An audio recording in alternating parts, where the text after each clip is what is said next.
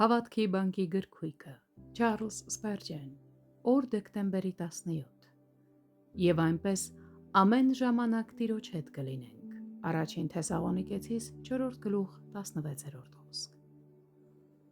Քանի դեռ մենք այստեղ ենք, Տերը մեզ հետ է,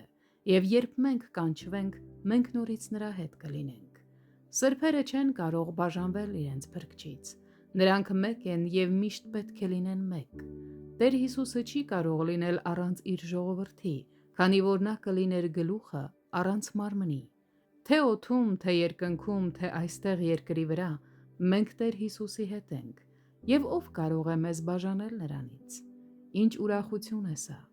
Մեր բարձրագույն պատիվը, խաղաղությունը, մխիթարությունը եւ ուրախությունը Տիրոջ հետ լինելն է։ Մենք չենք կարող պատկերացնել որևէ բան, որը կարող է գերազանցել կամ նույնիսկ համեմատվել այս աստվածային հաղորդության հետ։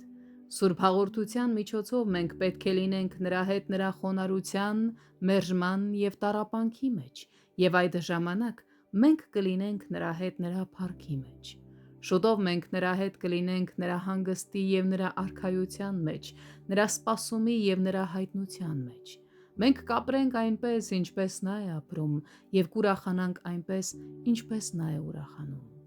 Օ Տեր իմ, եթե ես հավիտյան լինեմ քեզ հետ, ապա ինձ աննկարագրելի ապագա է սպասվում։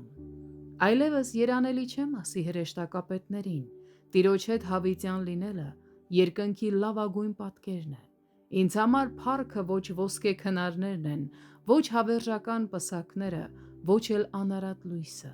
այլ Հիսուսը, Հիսուսն ինքն անձամբ եւ հավիտենական ամենամտերիմ ու ամենաթանկ հաղորդությունը նրա հետ։